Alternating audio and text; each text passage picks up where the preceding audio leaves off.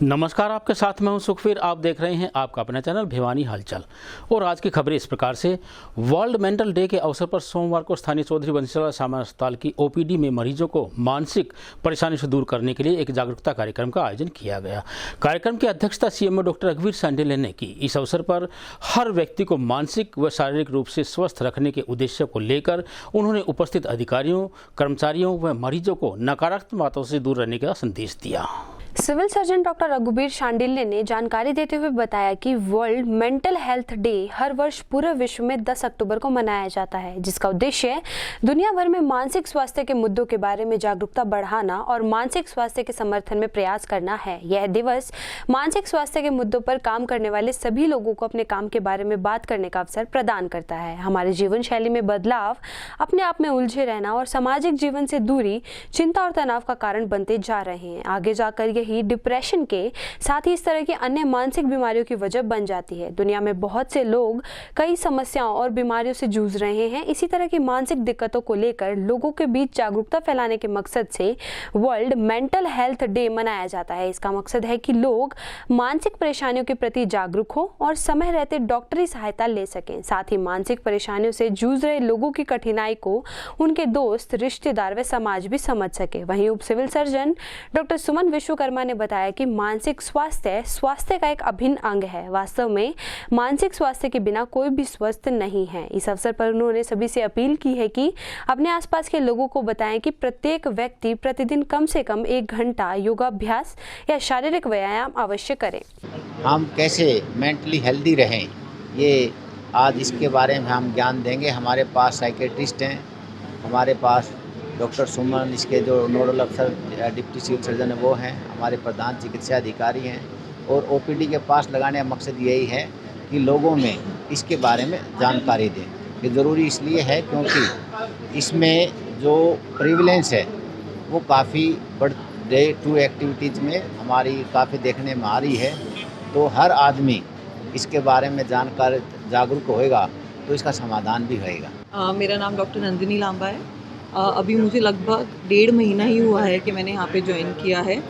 शुरुआत में मरीज़ इतने नहीं थे क्योंकि लोगों को पता ही नहीं होता है कि उनको मानसिक रोग है या कोई मानसिक सिम्टम आया हुआ है।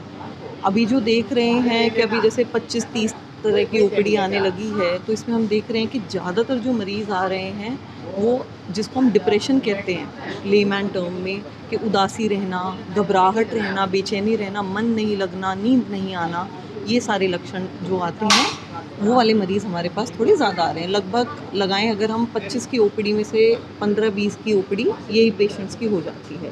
तो मेरी तो लोगों से यही अपील है कि एक तो अगर उनको मानसिक लक्षण कोई होता है तो उसको पहचानें, और ज़रूर अब हमारे पास सुविधाएं मौजूद हैं। मैं साइकाइट्रिस्ट हूँ, मनोरोग विशेषज्ञ, हमारे पास साइकोलॉजिस्ट हैं काउंसलिंग के लिए। तो ज़रूर आके यहाँ पे इलाज लें, जितना संभव हो आके दिखाएं।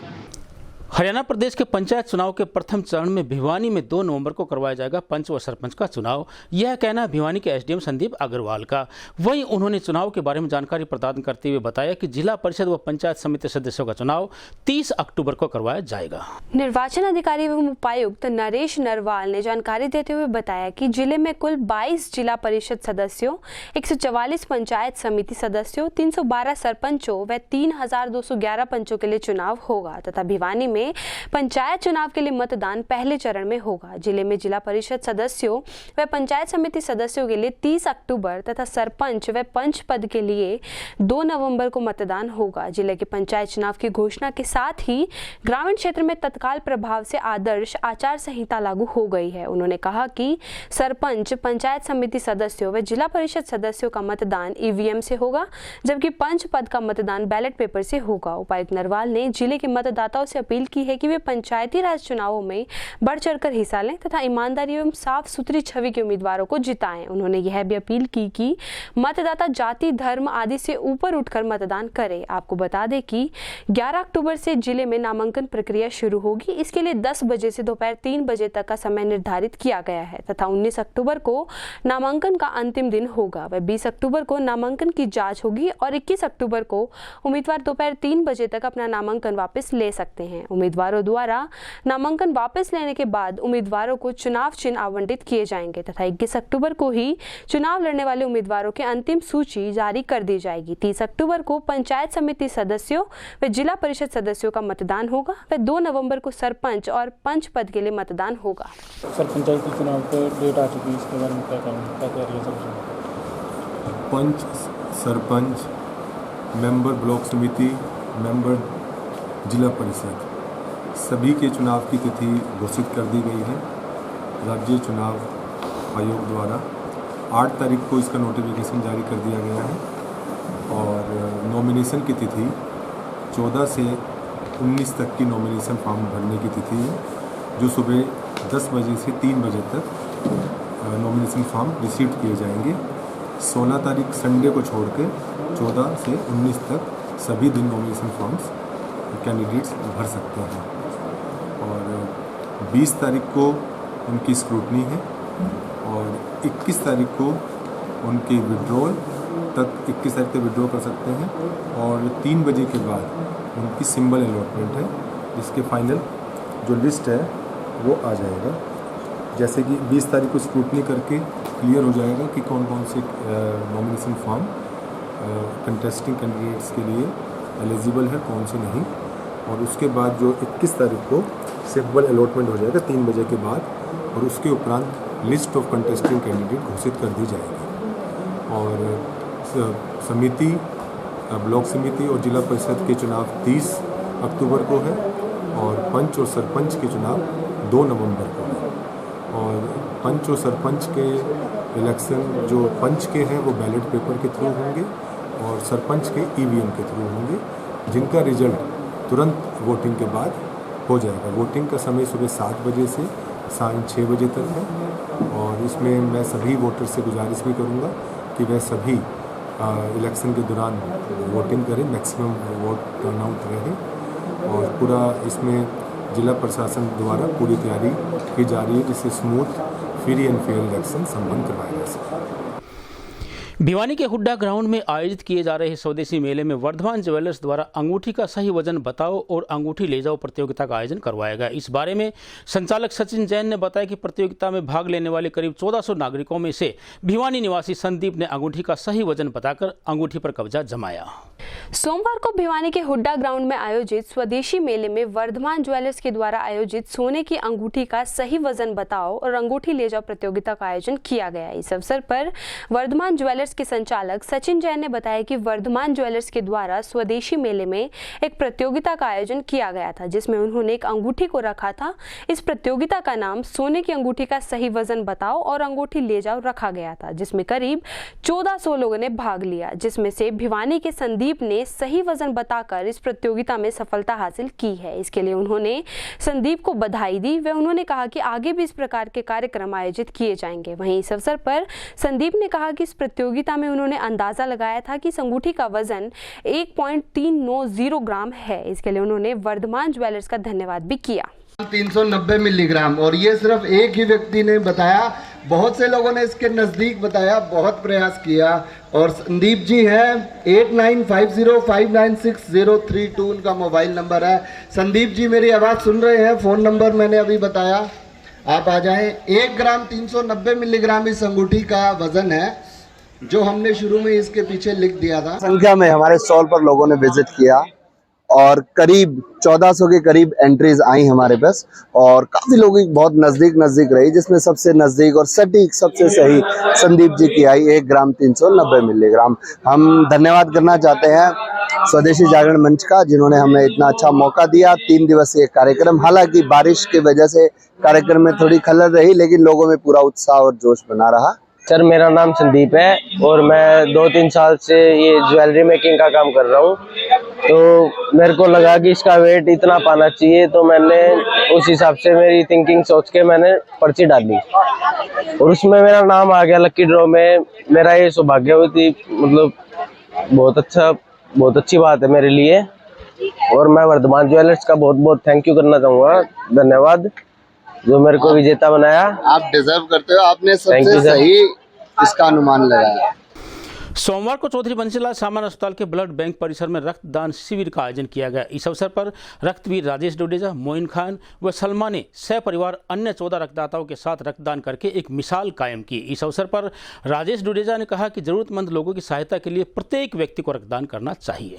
भिवानी के चौधरी बंसीलाल सामान्य अस्पताल के ब्लड बैंक में एक रक्तदान दोस्ती भाईचारे के नाम से आयोजित किया गया।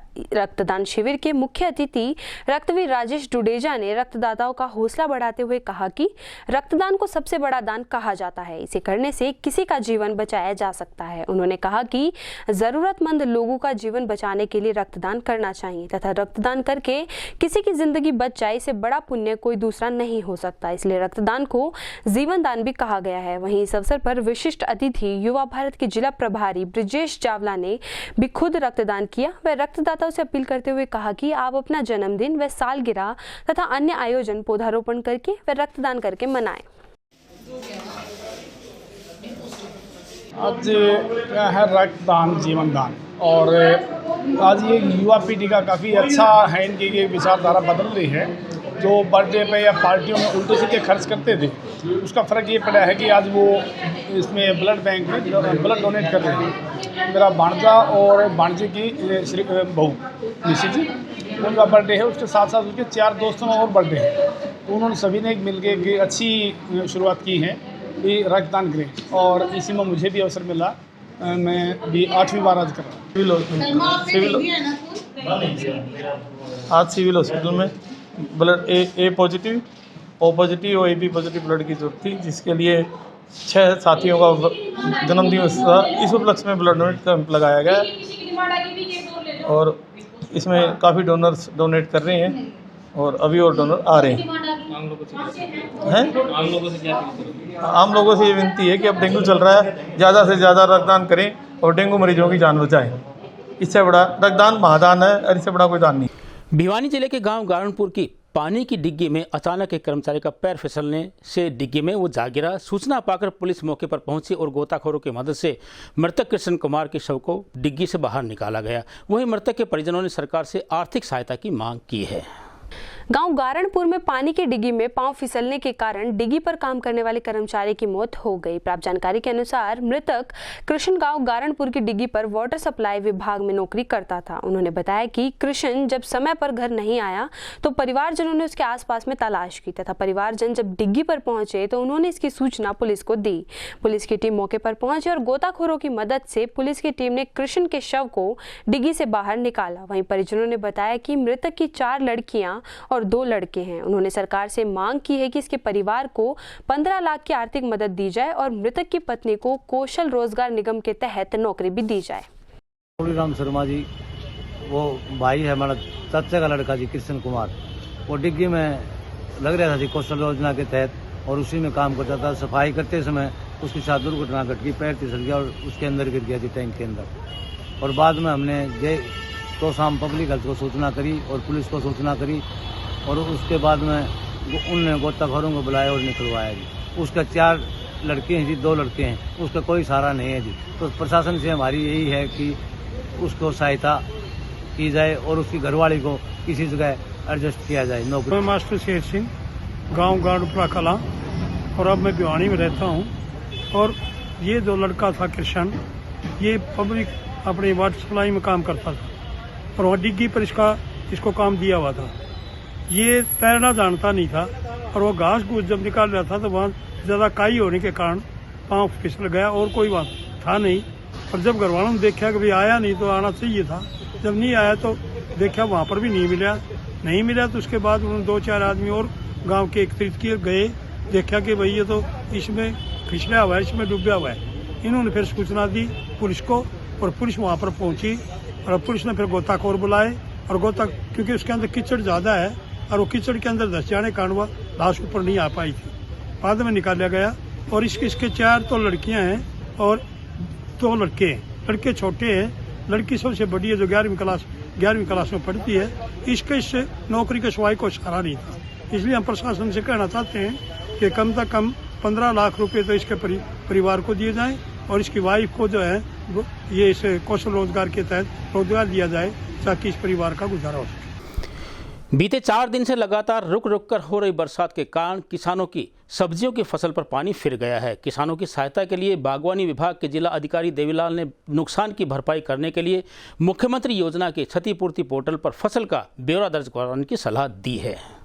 उल्लेखनीय है कि 4 दिन से लगातार हो रही बेमौसम बरसात से जो सब्जियों की फसल खराब हुई है, उसके लिए बागवानी विभाग द्वारा एक मुख्यमंत्री भरपाई योजना का पोर्टल लॉन्च किया गया है तथा जिस भी किसान भाई की इस बरसात में किसी भी प्रकार की सब्जी की फसल ज्यादा नुकसान हुई है तो वह अपना मुख्यमंत्री योजना के तहत क्षतिपूर्ति पोर्टल पर अपना नुकसान दर्ज करवा सकता है। वहीं जब इस बारे में बागवानी विभाग के जिला अधिकारी देवीलाल से बातचीत की गई तो उन्होंने बताया कि लगातार होने वाली बेमौसम बरसात में सब्जियों की फसल जैसे कि खीरा, मटर, गोभी, मूली, गाजर, इन फसलों में अत्यधिक बरसाती पानी जमा होने के कारण यह खराब हो गई होंगी। इसके लिए उन्होंने किसानों से तुरंत फसलों में जमा पानी की निकासी का प्रबंध करने की सलाह दी ताकि फसलों को बचाया जा सके। लेकिन जो सब्जी की फसल खराब हो गई है, उसी के चलते हरियाणा सरकार ने फैसला लिया है कि जो भी किसान मुख्यमंत्री योजना के तहत क्षतिपूर्ति पोर्टल पर अपने खराब हुई सब्जी की फसल का ब्यौरा दर्ज करवाएगा और जो बीमा अंकित करेगा उस किसान को उस फसल का मुआवजा दिया जाएगा।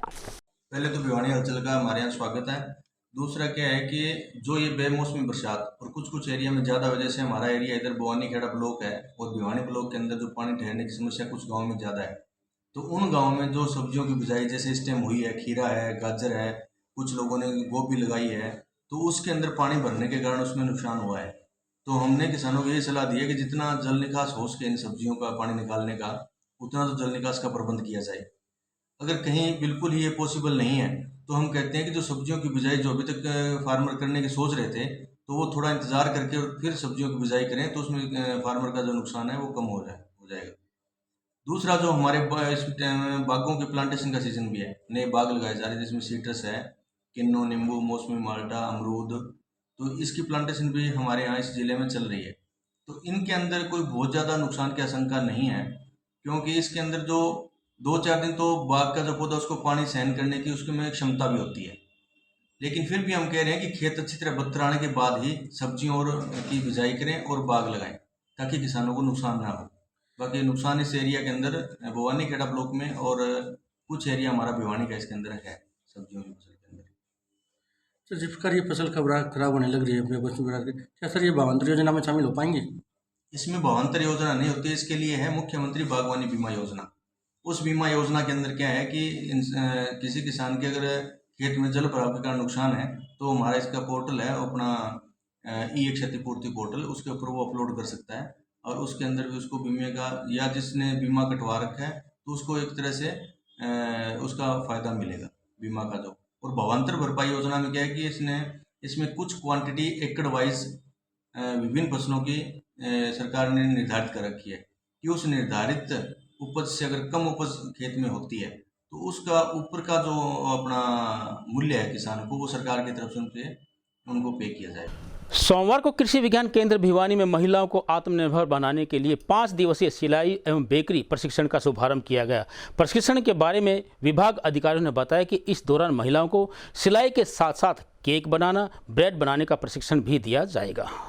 सोमवार को कृषि विज्ञान केंद्र में महिलाओं के रोजगार के लिए सिलाई और बेकरी परीक्षण का आयोजन किया गया। यह आयोजन 5 दिन के लिए किया गया है। वहीं जब महिलाओं से इस बारे में बातचीत की गई तो उन्होंने बताया कि महिलाओं को केक, बिस्किट, ब्रेड यह चीजें बनाने सिखा रही हैं। साथ ही सूजी, बाजरा, मक्का इन सबसे भी बेकरी का सामान कैसे तैयार किया जाता है इसके बारे में भी ग्रामीण महिलाओं को जागरूक किया जा रहा है ताकि घर में आने वाली कम आय को बढ़ाया जा सके। इसके लिए यह योजना चलाई जा रही है। वहीं कृषि विज्ञान केंद्र के अंदर साथ ही सिलाई के लिए भी महिलाओं को जागरूक किया जा रहा है ताकि ग्रामीण महिलाएं अपने पैरों पर खड़ी हो सके तथा घर में ही अपना रोजगार शुरू कर सकें। यहाँ पर कृषि विज्ञान केंद्र में 5 दिवसीय बेकरी के प्रशिक्षण का आयोजन किया जा रहा है जो कि आज से स्टार्ट है 10 अक्टूबर से और ये 15 तक चलेगा।